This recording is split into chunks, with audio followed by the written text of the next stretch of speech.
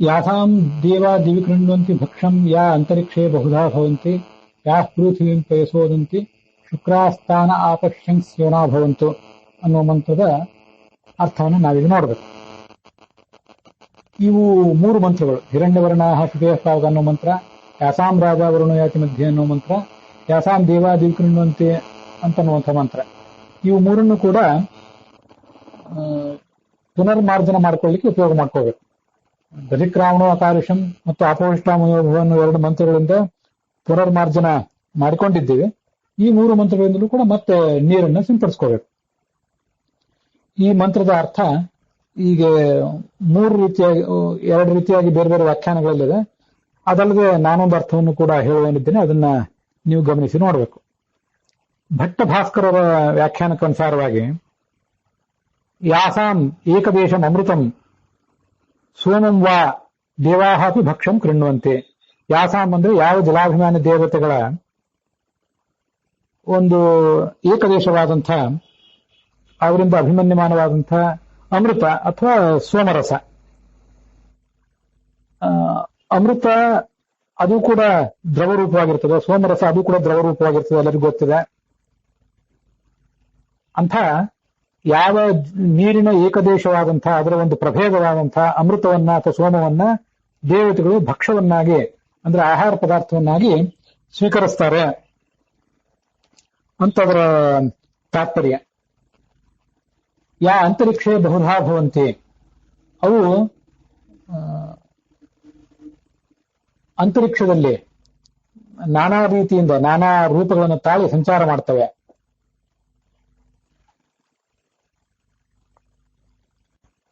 ಅಂತರಿಕ್ಷದಲ್ಲಿ ನಾನಾ ರೂಪಗಳಿಂದ ಈ ನೀರೆಲ್ಲ ಇರ್ತವೆ.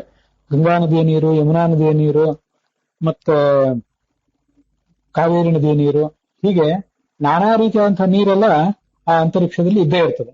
ಅದನ್ನೇ ಬಹುಧಾ ಭವಂತಿ ಅಂತ ಹೇಳುವುದು. ಹೀಗೆ ಆಯಾ ನದಿಗಳ ನೀರನ್ನ ಸೂರ್ಯ ಹೀರಿಡ್ತಾನೆ, ಅವುಗಳನ್ನ ಮತ್ತೆ ಅಂತರಿಕ್ಷದಲ್ಲಿ ಇಟ್ಟಿರ್ತಾನೆ, ಅವುಗಳನ್ನ ಭೂಲೋಕದಲ್ಲಿ ಮತ್ತೆ ಸುರಿಸುವಂತಹ ವ್ಯವಸ್ಥೆ ಇದೆ, ನಮ್ಗೆ ಅದೆಲ್ಲ ಗೊತ್ತಿದ್ದೇ ಇದೆ. ಹೀಗೆ ಅಂತರಿಕ್ಷದಲ್ಲಿ ನೀರು ಇರುತ್ತದೆ, ಮತ್ತೆ ಅದು ಮಳೆ ರೂಪದಲ್ಲಿ ಕೆಳಗೆ ಬರ್ತದೆ ಅನ್ನೋ ಕಾರಣಕ್ಕಾಗಿಯೇ ಯಾಸಾಂ ದೇವಾ ದಿವಿಕೃಣ್ವಂತಿ ಭಕ್ಷಂ ಅನ್ನೋದಕ್ಕೆ ಮತ್ತೊಂದು ಅರ್ಥವನ್ನು ಭಟ್ಟ ಭಾಸ್ಕರರು ಹೇಳ್ತಾರೆ. ದೇವತೆಗಳು ಈ ದೇವಾಹ ಅಂದ್ರೆ ಆದಿತ್ಯ ರಶ್ಮಯ ಅಂತ ಅರ್ಥ, ಸೂರ್ಯನ ಕಿರಣಗಳು. ಆ ಸೂರ್ಯನ ಕಿರಣಗಳು ಈ ನೀರನ್ನ ದಿವಿ ಅಂದ್ರೆ ಸೂರ್ಯಮಂಡಲದಲ್ಲಿ ಭಕ್ಷಂ ಕುರುವಂತೆ ನಮಗೆಲ್ಲರಿಗೂ ತಿನ್ಲಿಕ್ಕಾಗಿ, ನಮಗೆಲ್ಲರಿಗೂ ಸ್ವೀಕಾರಕ್ಕಾಗಿ ಅದನ್ನ ನಿಕ್ಷೇಪ ಮಾಡಿ ಇಟ್ಟಿರ್ತಾರೆ. ಅಲ್ಲಿಂದ ಮುಂದೆ ಅವರು ಮರಳುವ ರೂಪದಲ್ಲಿ ಅದನ್ನು ಹೊರಗೆ ತಂದಾಗ ನಾವೆಲ್ಲರೂ ಅದನ್ನ ಸ್ವೀಕಾರ ಮಾಡ್ತೀವಿ. ನಾವು ನೀರನ್ನು ನೇರವಾಗಿ ಕುಡಿಬಹುದು, ಅನ್ನಾದಿಗಳನ್ನು ತಿನ್ನುವುದು ಕೂಡ ಅನ್ನಾದಿಗಳನ್ನು ನೀರಿನಿಂದ ಬೇಯಿಸಿಯೇ ತಿನ್ಬೇಕಲ್ಲ. ಆದ್ರಿಂದ ಇಲ್ಲಿ ದೇವಾಹ ಅಂದ್ರೆ ಆದಿತ್ಯ ರಶ್ಮಯ ಅಂತ ಅರ್ಥ. ಸೂರ್ಯನ ಕಿರಣಗಳು ಆ ನೀರನ್ನ ಸೂರ್ಯಮಂಡಲದಲ್ಲಿ, ಈ ದಿವಿ ಅಂದ್ರೆ ಸೂರ್ಯಮಂಡಲದಲ್ಲಿ ನಮಗೆ ಆಹಾರಕ್ಕಾಗಿ ಸ್ಥಾಪನೆ ಮಾಡಿ ಇಟ್ಟಿರ್ತಾರೆ. ಮುಂದೆ ಅದು ಬಹುಧಾ ಅನೇಕ ಮೋಡಗಳ ರೂಪದಿಂದ ಇರುತ್ತದೆ. ಮುಂದೆ ಯಾ ಪೃಥ್ವಿಂ ಪಯಸೋದಂತೆ, ನಮಗಿದು ಗೊತ್ತಿದೆ. ಆ ಮೋಡ ರೂಪದಲ್ಲಿರುವಂತಹ ನೀರೇ ಕೆಳಗೆ ಬಂದು ಈ ಭೂಮಿಯನ್ನ, ಪೃಥ್ವಿಯನ್ನ ಪಯಸ ನೀರಿನಿಂದ ಉಂದಂತಿ ಒದ್ದೆ ಮಾಡ್ತವೆ. ಹೀಗೆ ಶುಕ್ರಾಹ ತಾನ ಆಪಹ ಶಂಸ್ಯೋನಾ ಭವಂತು. ಶುಕ್ರಾಹ ಅಂತಂದ್ರೆ ನಮಗೆ ಅವು ಸ್ವಯಂ ದುಃಖ ರಹಿತವಾದದ್ದು. ಶುಕ್ ಅಂತಂದ್ರೆ ದುಃಖ, ಅದರಿಂದ ರಹಿತವಾದದ್ದು ಶುಕ್ರ. ಶುಕ್ರಂ ತತ್ ಶೋಕರಾಹಿತ್ಯ ಅಂತ ಆಚಾರ್ಯರು ಶುಕ್ರಮನು ಶಬ್ದವನ್ನು ಭಗವಂತನಿಗೆ ವಾಚಕವಾಗಿ ಹೇಳಿದ್ದಾರೆ. ಆ ಭಗವಂತನ ಪ್ರತಿಬಿಂಬರಾದಂತಹ ಈ ಎಲ್ಲಾ ದೇವತೆಗಳು ಕೂಡ ಅವರು ಶುಕ್ರರೇ ಆಗಿದ್ದಾರೆ. ಯಾಕಂದ್ರೆ ಹಿರಣ್ಯವರ್ಣ ಅಂತ ಬಂದಿದೆ ಮೊದಲನೇ ಮಂತ್ರದಲ್ಲಿ. ಭಗವಂತನಂತೆ ಇವರು ಕೂಡ ಎಲ್ಲರೂ ಸ್ವರೂಪ ಸುಖವುಳ್ಳವರಾಗಿದ್ದಾರೆ, ಮತ್ತು ಇವರು ಶುಕ್ರರು ಕೂಡ ಆಗಿದ್ದಾರೆ, ದುಃಖರಹಿತರಾಗಿದ್ದಾರೆ. ಹೀಗೆ ಅವರು ದುಃಖರಹಿತರಾಗಿದ್ದಾರೆ. ಮತ್ತೆ ಆ ಭೂಮಿಯನ್ನ ಮಳೆ ನೀರಿನಿಂದ ತೊಯಿಸಿ ಎಲ್ಲ ಕಡೆ ಹಚ್ಚ ಹಸಿರಾಗಿ ಇರುವಂತೆ ಮಾಡಿ ನಮಗೂ ಕೂಡ ಅವರು ಸುಖವನ್ನು ಕೊಡ್ತಾರೆ. ಹೀಗೆ ಅದರ ಅರ್ಥ. ಶುಕ್ರಾಹ ತಾನ ಆಪಹ ಶಂಸ್ಯುನಾ ಭವಂತು. ಅಂತಹ ಜಲಾಭಿಮಾನಿ ದೇವತೆಗಳು ನಮಗೆ ಲೌಕಿಕ ಸುಖವನ್ನು ಕೊಡುವಂತಹವರಾಗಲಿ ಮತ್ತೆ ಅಲೌಕಿಕ ಸುಖವನ್ನು ಕೊಡುವಂತಹ ಕೂಡ ಆಗಲಿ ಅಂತ ಹೀಗಾದ್ರ ಅರ್ಥ. ಇದು ಜಲ ಅಂತಂದ್ರೆ ಗಂಗೆ ಮೊದಲಾದ ನದಿಗಳು ಅಂತ ನಾವು ಇಟ್ಕೊಂಡಂತಹ ಒಂದರ್ಥ. ಅದಲ್ಲದೆ ನಾವು ಈಗಾಗಲೇ ನೋಡಿದಂತೆ ಎಲ್ಲಾ ದೇವತೆಗಳು ಕೂಡ ಅಪಶಬ್ದ ವಾಚ್ಯರಾಗೇ ಇದ್ದಾರೆ. ಆ ಅಪಶಬ್ದ ವಾಚ್ಯರಾದಂತಹ ಆ ದೇವತೆಗಳು ತಮ್ಮನ್ನ ತಾವು ಭಕ್ಷ್ಯವನ್ನಾಗಿ ಮಾಡಿಕೊಂಡಿದ್ದಾರೆ ಅಂತ ಇನ್ನೊಂದರ್ಥ. ಇದು ನಾನು ಹೇಳುವಂತ ಅರ್ಥ. ಇದನ್ನ ಐತರೇಯ ಉಪನಿಷತ್ತಿಗೆ ಅನುಸಾರವಾಗಿ, ಉಪನಿಷತ್ ಭಾಷ್ಯಕ್ಕೆ ಅನುಸಾರವಾಗಿ ಸಮರ್ಥನೆ ಮಾಡುವಂತಿದ್ದೇನೆ. ಅದಕ್ಕಿಂತ ಮುಂಚೆ ಯಜುಸ್ಸಂಧ್ಯಾ ಭಾಷ್ಯದಲ್ಲಿ ಆಯಿ ಸತ್ಯನಾಥಾಚಾರ್ಯರು ಹೇಳುವಂತಹ ಆ ಒಂದು ಅರ್ಥವೂ ಇದೆ. ಅದನ್ನೊಂದು ಬಾರಿ ಇಲ್ಲಿ ನೋಡೋಣ. ಭಕ್ಷಂ ಅಂತರಿಕ್ಷೇ ಬಹುಧಾ ಭವಂತಿ ಅಂದ್ರೆ ಈ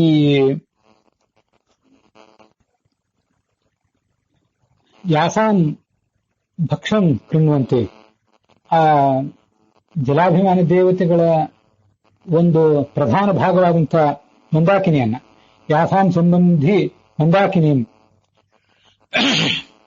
ಗಂಗೆ ಮೊದಲಾದ ನದಿಗಳ ನೀರನ್ನ ದಿವಿಗತಾಹ ದೇವಾಹ, ಸ್ವರ್ಗಲೋಕದಲ್ಲಿರುವಂತಹ ದೇವತೆಗಳು ಭಕ್ಷಂ ಕೃಣ್ವಂತಿ, ಅದನ್ನ ಕುಡಿಯುತ್ತಾರೆ. ದೇವತೆಗಳು ಮಾತ್ರ ಆ ಗಂಗಾ ನದಿ ನೀರನ್ನು ಮಾತ್ರ ಅಲ್ಲ, ಎಲ್ಲ ನದಿಗಳ ನೀರನ್ನು ಕೂಡ ಅವರು ಸೇವಿಸ್ತಾರೆ. ನಮಗಿದು ಗೊತ್ತಿದ್ದೇ ಇದೆ. ಹೀಗೆ ಯಾಸಾಂ ದೇವಾ ದಿವಿಕೃಣ್ವಂತಿ ಅನ್ನುವ ಮಂತ್ರಕ್ಕೆ ಒಂದು ಸೋಮಪಾನವನ್ನು ಮಾಡ್ತಾರೆ ಮತ್ತು ಅಮೃತಪಾನವನ್ನು ಮಾಡ್ತಾರೆ ದೇವತೆಗಳು ಅಂತ ಅರ್ಥ, ಭಟ್ಟ ಭಾಸ್ಕರರು ಹೇಳಿದ್ದು. ಇನ್ನೊಂದು ಅವರೇ ಭಟ್ಟ ಭಾಸ್ಕರರು ಹೇಳಿದಂತೆ ದೇವಾಹ ಅಂದ್ರೆ ಸೂರ್ಯ ಕಿರಣಗಳು ಈ ನೀರನ್ನ ಆಕಾಶದಲ್ಲಿ ಮೋಡದ ರೂಪವಾಗಿ ಇಟ್ಟಿರ್ತಾರೆ ಅಂತ ಎರಡನೇ ಅರ್ಥ. ಇದು ಸಂಧ್ಯಾ ಭಾಷ್ಯದಲ್ಲಿ ಸತ್ಯನಾಥಾಚಾರ್ಯರು ಹೇಳಿದಂತೆ ಈ ಗಂಗಾ ನದಿಯ ನೀರು ಮೊದಲಾದವುಗಳನ್ನ, ಗಂಗಾ ನದಿಯ ನೀರು, ಯಮುನಾ ನದಿಯ ನೀರು, ಎಲ್ಲ ನದಿಗಳ ನೀರನ್ನ ಈ ದೇವತೆಗಳು ಸ್ವೀಕಾರ ಮಾಡ್ತಾರೆ. ಇವಿಷ್ಟು ಅರ್ಥಗಳಾಗಿವೆ ಈಗ. ಇದಲ್ಲದೆ ನಾನೀಗಾಗಲೇ ಸೂಚನೆ ಮಾಡಿದಂತಹ ಒಂದು ಅರ್ಥ, ಎಲ್ಲಾ ದೇವತೆಗಳು ಕೂಡ ಜಲಾಭಿಮಾನಿ ದೇವತೆಗಳೇ ಆಗಿದ್ದಾರೆ. ಆ ಎಲ್ಲಾ ಜಲಾಭಿಮಾನಿ ದೇವತೆಗಳು ಭಕ್ಷಂ ಕೃಣ್ವಂತೆ, ತಮ್ಮನ್ನ ತಾವು ಭಕ್ಷ್ಯವನ್ನಾಗಿ ಅಥವಾ ಆಹಾರ ಪದಾರ್ಥವನ್ನಾಗಿ ಅವರು ಕಲ್ಪಿಸಿಕೊಳ್ತಾರೆ ಅಂತ ಒಂದು ಅರ್ಥವನ್ನು ಅದಕ್ಕೆ ಮಾಡಬಹುದಾಗಿದೆ. ಯಾ ಅಂತರಿಕ್ಷೇ ಬಹುಧಾ ಭವಂತಿ, ಯಾ ಪೃಥ್ವೀಂ ಪಯಸೋದಂತಿ ಅನ್ನುವ ಅರ್ಥ ಎಲ್ಲ ಮುಂದೆ ಸಮಾನವಾಗಿ ಹೊಂದುತ್ತದೆ. ಅವರು ಈ ಸ್ವರ್ಗಾದಿ ಲೋಕಗಳಲ್ಲಿ ಅನೇಕ ರೂಪದಿಂದ ಸಂಚಾರ ಮಾಡ್ತಾ ಇರ್ತಾರೆ ಅಂತ ಒಂದು ಅರ್ಥ. ಮತ್ತೆ ಯಾ ಪೃಥ್ವೀಂ ಪಯಸೋದಂತಿ, ಈ ಭೂಲೋಕದಲ್ಲಿ ವಾಸ ಮಾಡುವಂತಹ ನಮ್ಮೆಲ್ಲರನ್ನೂ ಕೂಡ ಅನುಗ್ರಹಿಸಿ ಸಂತೋಷ ಪಡಿಸ್ತಾರೆ.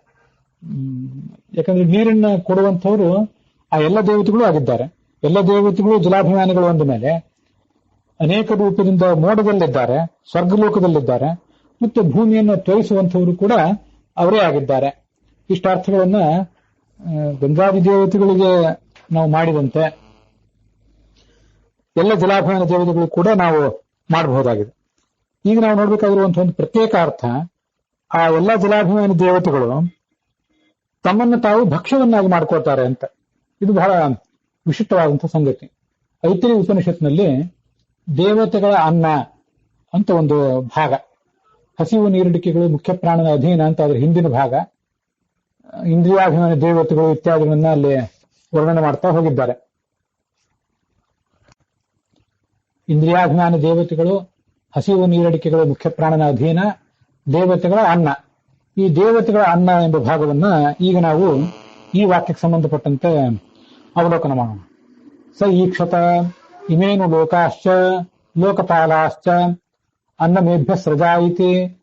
ಈ ಲೋಕಗಳನ್ನ, ಲೋಕಪಾಲಕರನ್ನ ನಾನು ಸೃಷ್ಟಿಸಿದೆ, ಇವ್ರಿಗೊಂದು ಅನ್ನವನ್ನು ನಾನು ಕಲ್ಪಿಸಿಕೊಡ್ಬೇಕಲ್ಲ ಅಂತ ಅವರೆಲ್ಲರನ್ನ ನೋಡಿದ್ನಂತೆ. ಆ ದೇವತೆಗಳ ಕಡೆ ಒಂದು ಬಾರಿ ನೋಡಿದೆ. ಆ ಎಲ್ಲ ದೇವತೆಗಳ ಒಂದೊಂದು ಅಂಶ ಇದನ್ನು ಸೇರಿ ಮತ್ತೊಂದು ಹೊಸ ಶರೀರ ಅಲ್ಲಿ ಪ್ರಾದುರ್ಭವಿಸಿತು. ಅದು ಚತುರ್ಮುಖ ಬ್ರಹ್ಮನಿಗೂ ಉಳಿದ ದೇವತೆಗಳಿಗೂ ಕೂಡ ಅನ್ನ ಅಂತ ಕರೆಸಿಕೊಂಡಿತ್ತು. ಏಕ ಮೂರ್ತಿ ಅಜಾಯತ, ಯಾವೈ ಸಾ ಮೂರ್ತಿ ಅಜಾಯತ ಅನ್ನಂ ವೈತತ್, ಎಲ್ಲ ದೇವತೆಗಳಿಗೂ ಚತುರ್ಮುಖನಿಗೂ ಅದು ಅನ್ನ. ತದೇನ ಸೃಷ್ಟಂ ಪರಾಂಗ್ ಅತ್ಯಧಿಗಾಂಸತ್. ಇದರ ಭಾಷ್ಯದಲ್ಲಿ ಹೀಗಿದೆ, ಇವರಿಗಾಗಿ ಅನ್ನ ಸೃಷ್ಟಿ ಮಾಡಬೇಕು. ಅನ್ನಮೇಭ್ಯ ಸದಾ ಇತಿ ಅಪಾಖ್ಯಾ ದೇವತಾ ಪೂರ್ವಂ ಸೃಷ್ಟಾ ಬ್ರಹ್ಮಾದಿಕಾ ಪುನಃ. ನಾಮಕರಾದಂಥ ಅಭಿಮಾನಿಗಳಾದಂತಹ ಬ್ರಹ್ಮಾದಿ ದೇವತೆಗಳನ್ನ ಈ ಪರಮಾತ್ಮ ಸೃಷ್ಟಿಸಿದ. ಅವರನ್ನ ತನ್ನ ವಿಶಾಲವಾದಂತಹ ಕಣ್ಗಳಿಂದ ಒಂದು ಬಾರಿ ನೋಡಿದ, ಪ್ರೀತಿಯಿಂದ ನೋಡಿದ.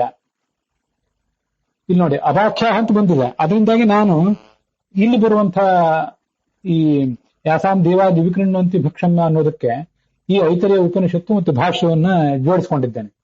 ಇಲ್ಲಿಯೂ ಕೂಡ ನಾವೀಗ ಯಾಸಾಂ ಅಂದ್ರೆ ಯಾವ ಜಲಾಭಿಮಾನಿ ದೇವತೆಗಳನ್ನ ಭಕ್ಷ್ಯವನ್ನಾಗಿ ಸ್ವೀಕಾರ ಮಾಡ್ತಾರೆ ಅಂತ ಇಲ್ಲಿಯೂ ಬಂದಿದೆ. ಹಾಗಾಗಿ ಯಾಸಾಂ ಅಂದ್ರೆ ಯಾವ ಜಲಾಭಿಮಾನಿ ದೇವತೆಗಳಂತಾನೆ ಇಲ್ಲಿರೋದು. ಉಪನಿಷತ್ನಲ್ಲಿಯೂ ಕೂಡ ಅಭಾಖ್ಯ ದೇವತಾ ಪೂರ್ವಂ ಅಂತಾನೆ ಸ್ಪಷ್ಟವಾಗಿರುವುದರಿಂದ, ಉಪನಿಷತ್ ಭಾಷ್ಯದಲ್ಲಿರೋದ್ರಿಂದ ಆ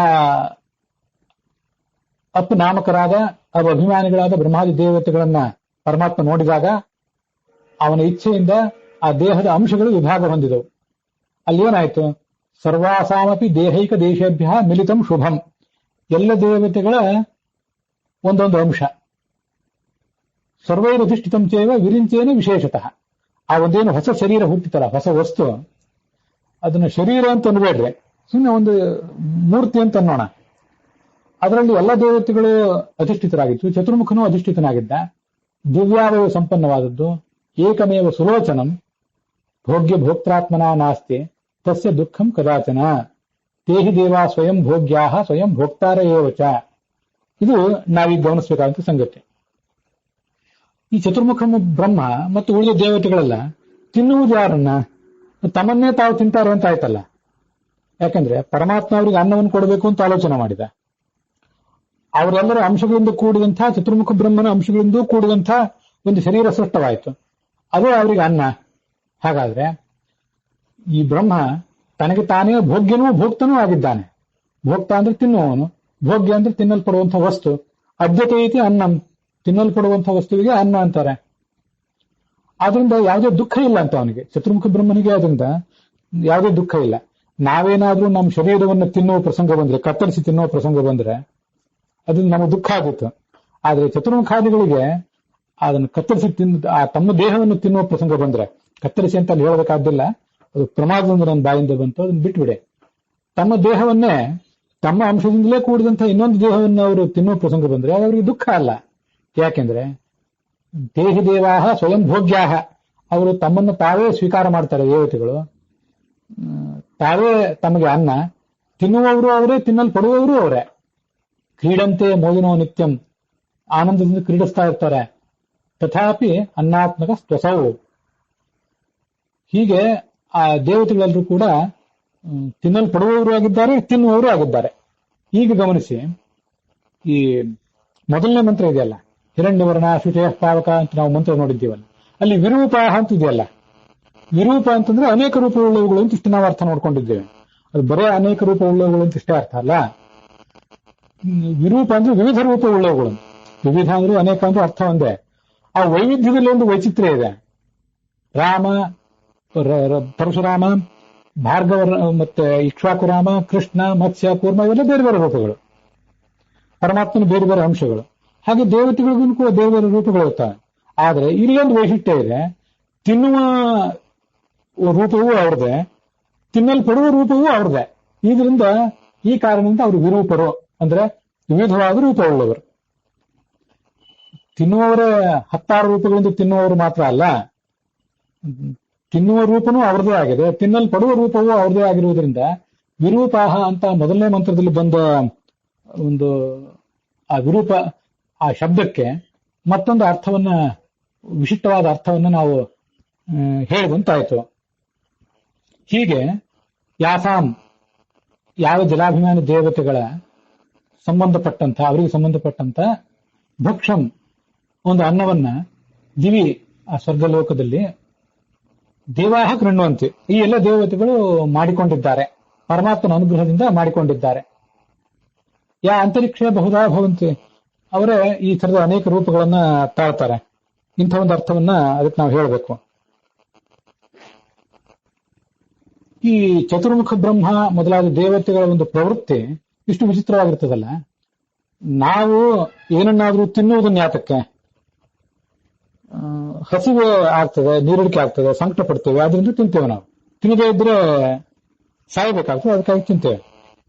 ಆದ್ರೆ ದೇವತೆಗಳಿಗೆ ಅವರಿಗೂ ಹಸಿವು ನೀರಡಿಕೆ ಆಗ್ತದಂತೆ. ಇದೊಂದು ವಿಶೇಷ ಪ್ರಮೇಯ. ಕ್ಷುತ್ತ ಆಗ್ತದೆ, ಹಸಿವೆ ಆಗ್ತದೆ, ವಿಪಾಸ ನೀರಡಿಕೆನೂ ಆಗ್ತದೆ. ಯಾಕೆಂದ್ರೆ ಅದು ದೇವಾನ ಭೋಗ ಸಾಧಕ. ಆ ದೇವತೆಗಳ ಒಂದು ಸುಖ ಪ್ರಾರಬ್ಧ ಏನಿರ್ತದೆ, ಆ ಸುಖ ಪ್ರಾರಬ್ಧದಿಂದಾಗಿ ಅವರಿಗೆ ಹೆಚ್ಚಿನ ಭೋಗವನ್ನ, ಸುಖ ಭೋಗವನ್ನು ಕೊಡ್ಲಿಕ್ಕಾಗಿ ಹಸಿವು ನೀರಡಿಕೆ ಆಗ್ತದೆ. ಮತ್ತು ಪೀಡಾಕರಾಸ್ತೇಷಾಂ ಐಶ್ವರ್ಯಾದಿ ಗುಣೋನ್ನತೆ. ಅವರಿಗೆ ಹಸಿವು ನೀರಡಿಕೆ ಆದಾಗ ಪೀಡೆ ಆಗೋದಿಲ್ಲ, ಹೆಚ್ಚಿನ ಸುಖವೇ ಆಗ್ತದೆ. ಯಾಕೆಂದ್ರೆ ಅಣಿಮ ಮೊದಲಾದ ಅನೇಕ ಐಶ್ವರ್ಯಗಳಿಂದ ಕೂಡಿದಂಥವನು ಆ ಈ ಎಲ್ಲ ದೇವತೆಗಳಾಗಿದ್ದಾರೆ. ಪರಮಾತ್ಮನುಂಡು ಇವೆ, ಚತುರ್ಮುಖಾದಿಗಳಲ್ಲಿ ವಿಶೇಷವಾಗಿವೆ. ಅವ್ರಿಗಿಂತ ಕಡಿಮೆ ಆದರೂ ಉಳಿದ ದೇವತೆಗಳಲ್ಲಿ ಆ ಗುಣಗಳೆಲ್ಲ ಇದ್ದೇ ಇವೆ. ಹೀಗೆ ಯಾಸಾನ್ ದೇವ ದಿವಿಕೃಣ್ವಂತಿ ಭಕ್ಷಂ ಅಂತ ಅನ್ನುವುದಕ್ಕೆ ಈ ಎಲ್ಲ ದೇವತೆಗಳು ತಮ್ಮನ್ನ ತಾವೇ ಭಕ್ಷವನ್ನಾಗಿ ಮಾಡಿಕೊಂಡಿದ್ದಾರೆ.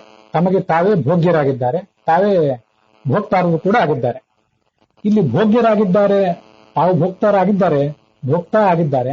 ಭೋಗ್ಯರು ತಮ್ಮನ್ನು ತಾವೇ ಭೋಗ್ಯರನ್ನಾಗಿ ಮಾಡಿಕೊಂಡಿದ್ದಾರೆ ಪರಮಾತ್ಮನ ಒಂದು ಅನುಗ್ರಹದಿಂದ ಅನ್ನುವ ಪ್ರಮೇಯವನ್ನ ಯಾಸಾನ್ ದೇವ ದಿವಿಕೃಣ್ವಂತಿ ಭಕ್ಷಂ ಅನ್ನುವಂಥ ಒಂದು ಈ ಮಂತ್ರದ ಭಾಗ ತಿಳಿಸ್ತದೆ. ಕೃಣ್ವಂತಿ ಅಂದ್ರೆ ಮಾಡಿಕೊಳ್ಳುತ್ತಾರೆ ಅಂತ ಅದರ ಅರ್ಥ.